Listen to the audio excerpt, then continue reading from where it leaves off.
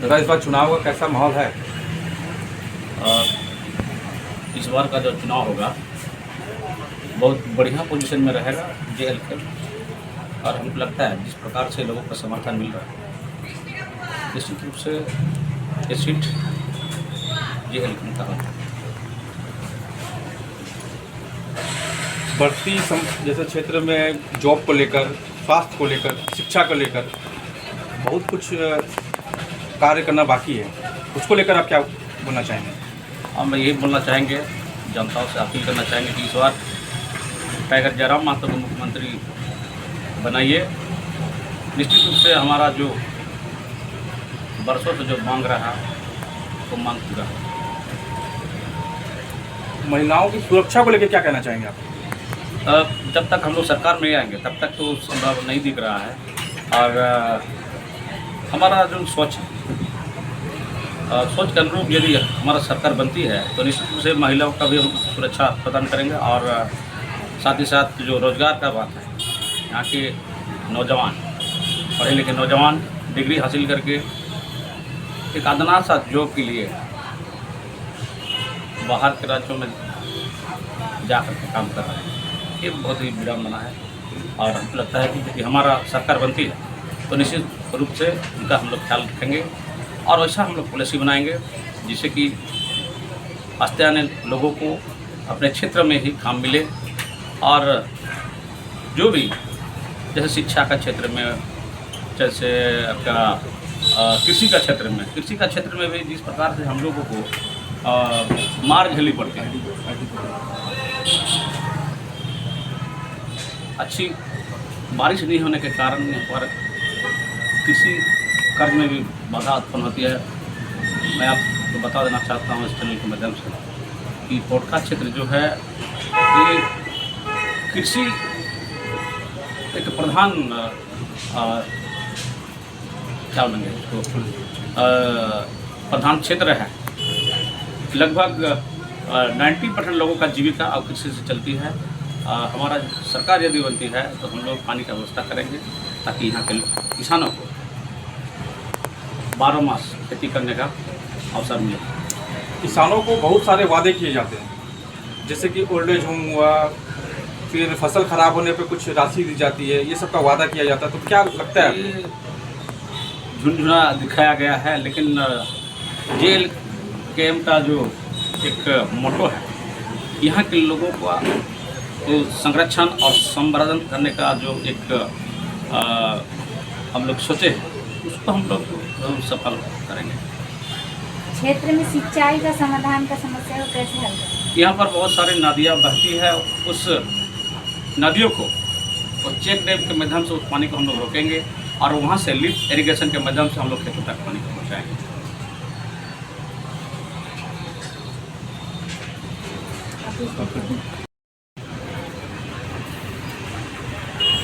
काफ़ी सारे सरकारी विद्यालय अभी बंद हैं, कुछ समस्याएं आ रही हैं, उसको लेकर क्या करना चाहेंगे? देखिए,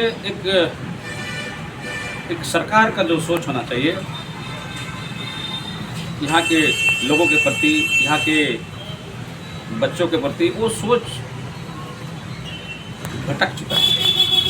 और यदि हम लोग इस क्षेत्र में जब हम लोग काम करते आ रहे हैं, यदि हम लोग के हाथों में पावर आती है, सत्ता आती है, तो निश्चित रूप से यह जो बंद पड़ा जो स्कूल है, तो उन विद्यालयों को हम लोग दोबारा खोलने का काम करेंगे। जैसे टीचर का जो समस्या है, जहाँ पर 5 यूनिट का आवश्यकता होता है वहाँ पर मात्र 2 टीचर से काम चला रहा है। ऑफिशियल जो काम हो रहा है बस, उसके अलावा वो जो पढ़ाई का जो काम है वो बिल्कुल नहीं हो रहा। चुनाव से पहले सभी प्रत्याशी सभी जनता के बीच जाते हैं, मिलते जुलते हैं, हर तरह का वादा करते हैं, लेकिन चुनाव जीतने के बाद जनता उनसे मिलने तक नहीं पाती है, तो उसके ऊपर क्या बोलना चाहेंगे? देखिए, मेरा सवाल है कि जो व्यक्ति अपने आप को पब्लिक का नेतृत्व करता समझता है, उसको कम से कम ये जो आरोप लगता है उससे बचना चाहिए।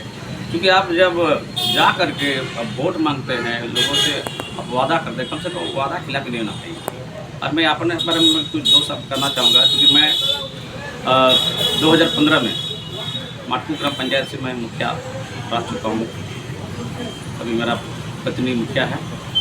मेरा घर जो है एकदम ओपन है, रात को भी हम लोग खुला रखते हैं। पब्लिक आता है, अपना समस्याओं को लेकर के हम लोग निदान करते हैं। हमको लगता है कि जो हम परंपरा को निभाते आ रहे हैं, यदि हम लोग को जनता मौका देती है तो वही परंपरा हम निर्वहन करेंगे, सर्वसुलभ रहेंगे। जहाँ भी बुलावा आएगा हम तत्काल वहाँ पर प्रस्तुत होंगे। वृद्धा पेंशन को रोककर मैया योजना में पूरा पैसा दिया जा रहा है, क्या लगता है इसके ऊपर आप क्या बोलना चाहेंगे? मैं यही बोलना चाहूँगा, समस्या इसमें बहुत ज़्यादा बढ़ गया है। यहाँ पर सहिया, सेविका, टीचर, मुखिया, पंचायत समिति सदस्य लोग होते हैं यहाँ पर, फिर आपका जिला परिषद, सबको सरकार मानदेय देती है। ये चुनावी जुमला है।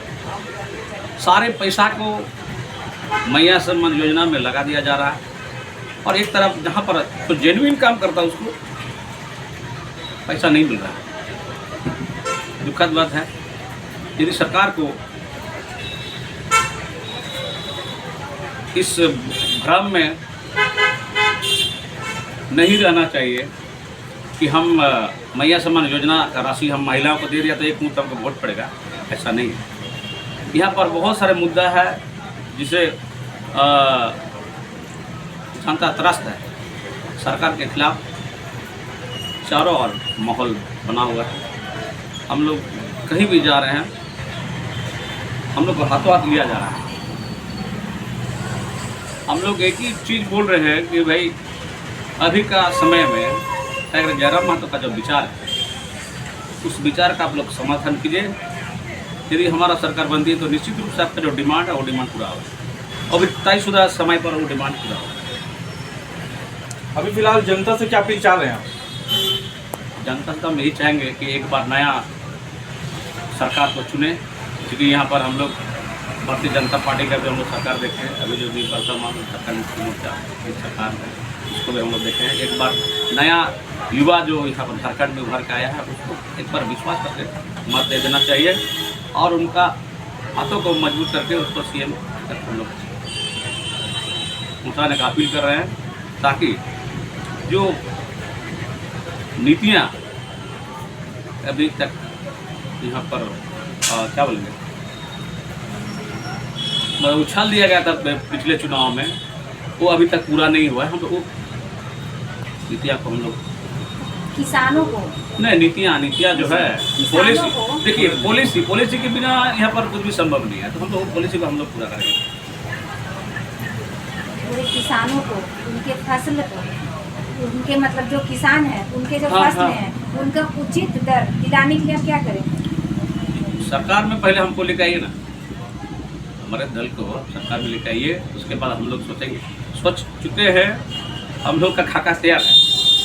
जो न्यूनतम समर्थन जो मूल्य है हम उनको देने का एकदम निश्चित रूप से हम लोग देंगे, तो सुनिश्चित है। हमारा मैनिफेस्टो बहुत जल्दी आपके बीच में आएगा, और इसमें हर वर्ग के लोगों का ध्यान रखा गया है। किसान हो, बेरोजगार युवक हो, या पर खिलाड़ी हो, महिला हो, वृद्धा हो, हर वर्ग के लोगों को एक न्याय दिलाने के लिए, हक और अधिकार दिलाने के लिए खाका तैयार है। बस टाइगर जयराम महतो का आप लोग मुख्यमंत्री बनाइए, आपका जो सपना है वो पूरा होगा।